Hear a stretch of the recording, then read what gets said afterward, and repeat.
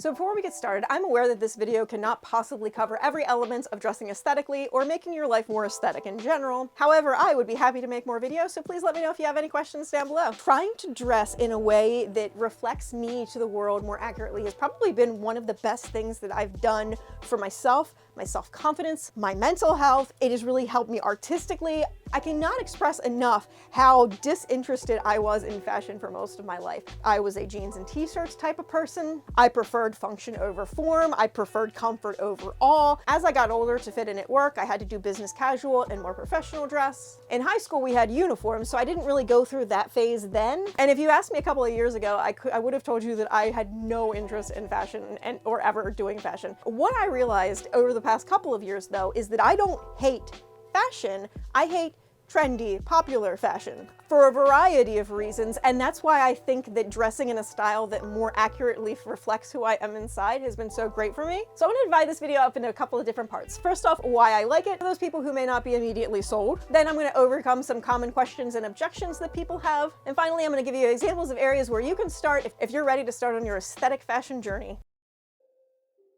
First off, why do I like it? The reason that I initially started it was less aesthetic and more physical. As I got older, I started having problems with my temperature. I have dysautonomia, so I go from being too hot to too cold, and I have what I now refer to as the polyester panics. Polyester and artificial fibers are just plastic. They often do not breathe as well as manufacturers claim that they do. And so what would happen is I would be cold most of the time because my body doesn't generate a lot of heat on its own. And then when I would finally get hot, it felt like the heat was trapped in around me, and I would get like a combination like hot flash panic attack type thing, and it would not go away until I literally physically took my clothes off. Which obviously is not an ideal scenario, especially when you're at work. I originally started by adding linen dresses from Son de Fleur because I heard somebody on TikTok say that they were really great for hot flashes, and I'm like, you know what? I'm getting to that age. Let's try this. I need a solution. At around that same time, I also switched my bedding to get rid of artificial fibers. And what I will say is that it's so much easier for me to manage my temperature. Layering, I never understood layering before because I always seemed to either be too cold or too hot. I was never comfortable. Layering works so much better for me with natural fibers than it does with artificial fibers. And obviously I get it. You don't have to dress aesthetic or a certain sort of way to get the benefits of natural fibers. You just have to pay more for your clothes.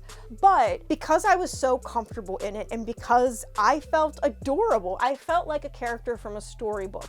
And what I love about it is not only do I have these beautiful photos where I feel great about myself because I'm not comparing myself to some random model who's wearing the trendiest clothes tailored for herself. And also in doing that, I have learned how to find little packets of magic and beauty and wonder in my world. It has just made me so more conscious of the things around me and the beauty around me and how I can be part of that beauty.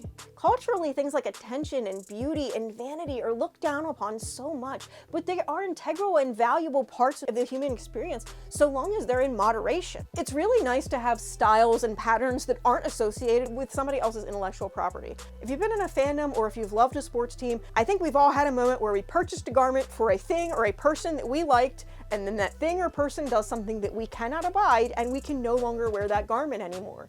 Or I still love Star Wars a lot, but I don't dress in Star Wars things because I've noticed it kind of gets a type of attention that I'm not really happy with when I go out in public. It is nice to not be reflecting somebody else's intellectual property in the way that I'm dressing. That said, it's also kind of fun to do things that are like Disney bounding or history bounding, where you make an outfit that is kind of like a character, but not actually branded character merchandise or a straight up cosplay. The great thing about dressing aesthetic is that there's a ton of different aesthetics, or you can just make your own. You can find the things that work great for you. One thing that captivated me about historical fashion is a lot of times the silhouettes are more about the garment making a silhouette around your body. There's a lot of padding and things like that. Corsets get a bad rap, but I absolutely love this thing because it's wonderful for my back. Because I'm not focusing on doing one specific aesthetic, and because I'm picking and choosing a lot of clothes and items from different places, I'm comparing myself less and less to other people because my style is different than a lot of other people online. I love that when I'm feeling attractive and I want to show off, I have that option. And then also, but there's other times when trying to do a soft, cozy, loose silhouette are more appealing for days when I have less healthy body image. Let's go into the common misconceptions. You don't have to follow a single aesthetic. I think this is one of the biggest ones. A lot of people think that if you want to be cottagecore, you have to be 100% cottagecore all of the time.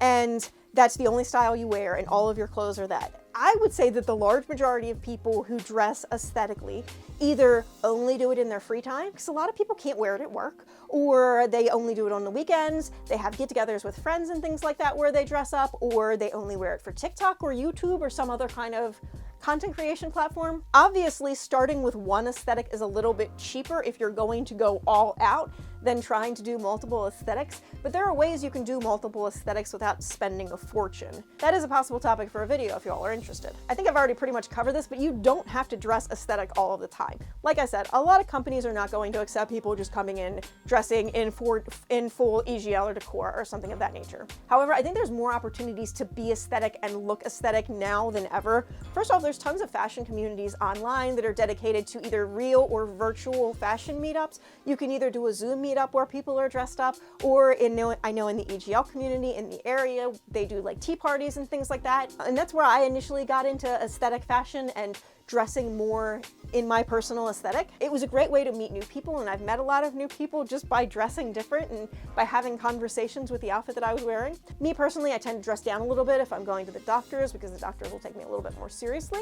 But when I had a desk job, I would go on TikTok and things like that, or I would stream in these outfits and I would take photographs as well. And like I said, it is really confidence boosting to see a photograph of yourself looking a way that you've only ever seen yourself in your imagination. You don't need full elaborate outfits. Some people think that you really need to go all out, you need to be perfect and all that jazz.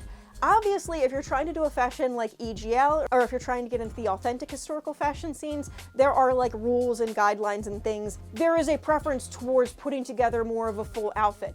But even within those communities, people understand that you may have a disability that prevents you from wearing fancy shoes. You can just add a couple of pieces, a couple of accessories that are from a different aesthetic to what you're currently wearing in order to explore it a little bit and put a toe in the water. You don't necessarily have to go out and get an entire cottagecore wardrobe just to experience this. You don't usually have to follow all the rules. So obviously, like I mentioned, there are some fashions like EGL and like historical fashion where, especially if you're representing yourself online as a person who is in that fashion, there are some rules that you have to follow.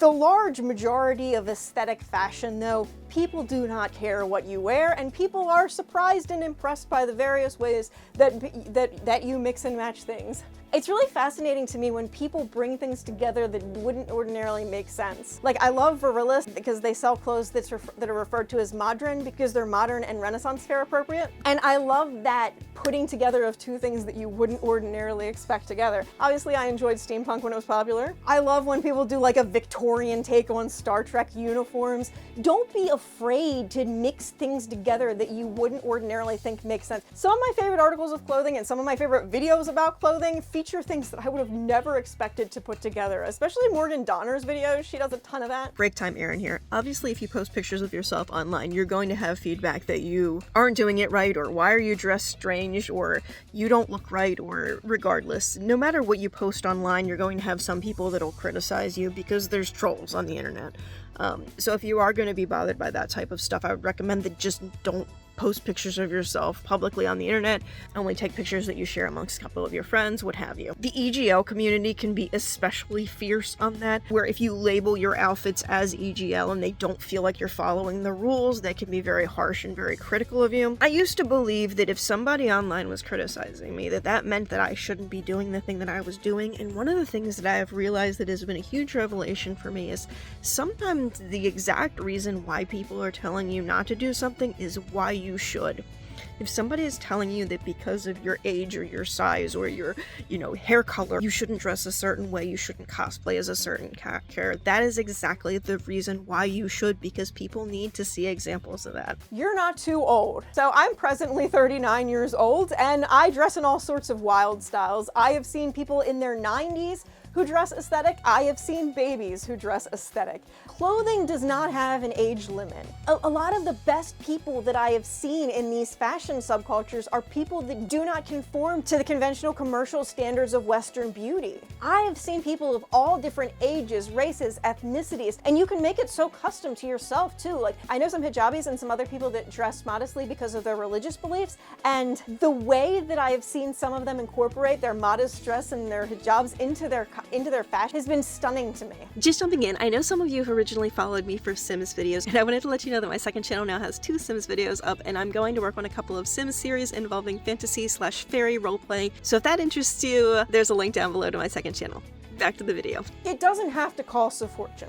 Obviously, like I said, there's going to be some consumption involved if you're trying to change up your style and buy new pieces. Obviously, if you're trying to replicate lavish styles of the past, like Elizabethan gowns and things of that nature, it is going to cost a lot of money. That said, it doesn't have to cost a fortune.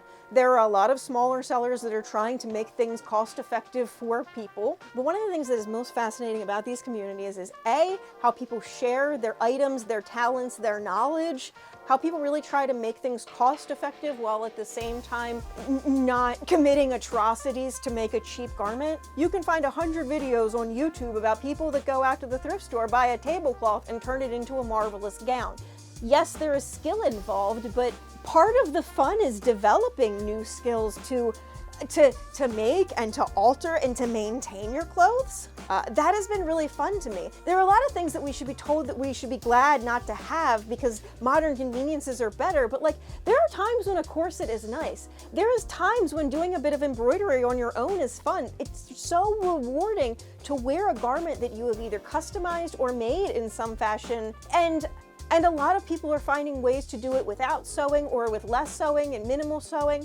And there's so many more guides and tutorials now than ever. Me personally, I try to keep a list of pieces that I'm looking for and an amount of money that I think it's worth paying for it. And then if I find it on one of the secondhand markets at that price, or if I find it close to that price, I'll offer that price. My first dress was a secondhand Son de Fleur dress that I got off like Poshmark or something like that.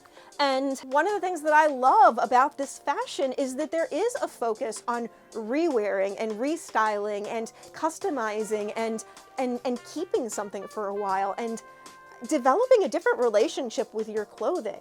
You know, we've all had an outfit that we buy and we wear once because it's not comfortable out of the house, or that we buy and it falls apart after 3 washes, or it goes out of style after a couple of months so we don't wear it anymore. What I love is that a lot of the people that are participating in this subculture are very interested in rewearing, and yes, there is a consumption element to this because almost everything in capitalism has a consumption element to it, but that consumption element is focused on being a little bit more sustainable and helping small businesses and helping not only people dress the way that they've always wanted to dress, but also help people that have always wanted to do their own fashion line, make their own accessories, make jewelry, actually do those things instead of being stuck at a job they hate. And genuinely, I think that's my favorite and one of the most beautiful things about the whole dressing aesthetic and that whole subculture is how many aesthetics are focused on hand craftsmanship, and how many of these aesthetics and how many of these companies that are making these clothes are focused on making a sustainable product. A lot of them pay laborers in other countries living wages so they can break the cycle of poverty. If you're going to buy something, it is nice to know that you're doing something that is helping other people, not contributing to the ruination of another nation. If you're already changing your clothes seasonally, or if you go through fast fashion really quickly because it doesn't hold up, it may end up costing you less money in the long run, because especially if you're getting into natural fibers and linen garments and things like that, properly maintained, they will last a long time. The maintenance isn't worth it. For many years, I thought that the worst concept was hand washing a garment, even though I had never hand washed a garment. A lot of natural fibers are antimicrobial. A lot of aesthetic styles are geared towards layering, where you have a layer that's close to your body that gets cleaned regularly, and then the outer layer gets cleaned a little bit less regularly and may need to be done by hand. Personally, I use the delicate cycle on a lot of my stuff, and I only hand wash the stuff that's most fragile, and that's worked pretty well for me. And the biggest thing is that your dryer is like the enemy. I only use the dryer very low on my nice clothes, and I don't dry them all the way. I hang dry them the rest of the way. But once I learned how to dress, I realized that there's a lot of ways you can keep layers close to your body that absorb the sweat and the nastiness from your body. And then your outer garment, unless you stain it or something, only needs to be spot treated or washed every couple of wears, unless you're trying to wear this to a diamond mine or it's 112 degrees where you live and you're sweating through your layers. Obviously, there are going to be some people who it's less effective with. If you notice, I'm wearing a little bit of a shift shirt under here. This is something that is very cheap, that can be thrown into the washer regularly, that covers the armpit area and also covers the underboob area and covers all that. There's also all kinds of sweat guards and things like that that have fallen out of use as people just go to one layer of clothing. It's weird because I didn't think I would like wearing all of these layers, and I thought that this would be inconvenient and that I would hate it, and I was just going to do it for the aesthetic pictures, but I'm so much more comfortable like this. I make sure that the layer that's closest to my skin gets washed very regularly and changed very regularly. Other than that, it's really not that inconvenient. And when my body is feeling up to it, I don't hate hand washing laundry. It's kind of nice from a sensory perspective. I don't like folding laundry, but that's another story. Also, within the aesthetic fashion scene, a lot of these garments do hold their value well, so long as you maintain them. Like, the secondhand market is thriving both for buyers and sellers. Not sure where to start? Here's a couple of examples. If you want more specifics, please let me know in the comments and I can do a full video on it. There are a ton of small businesses that are devoted to making aesthetic clothing, historical clothing, more sustainable clothing. Sans de Fleur, Pas Vietre, Little Women Atelier. I'll put a ton of them on screen, and I really love Farm Rio, which is a Brazilian company. Etsy is a great source because there's a ton of small businesses that are really trying to fill this niche, and it's one of the biggest growing niches as people are more interested in things that are handmade. Pinterest and Instagram are great resources as well, and the thing that I love about Pinterest especially, as you kind of like things, it really learns what you're interested in and kind of feeds you more things. So Pinterest mood boards is probably what I would recommend for people who really don't know where to start. If you've watched this far, you must have liked something, so please be sure to like, comment, and subscribe. Let me know what other types of videos you'd like to see about this, or any types of questions that you have, and please have a lovely day. Bye-bye.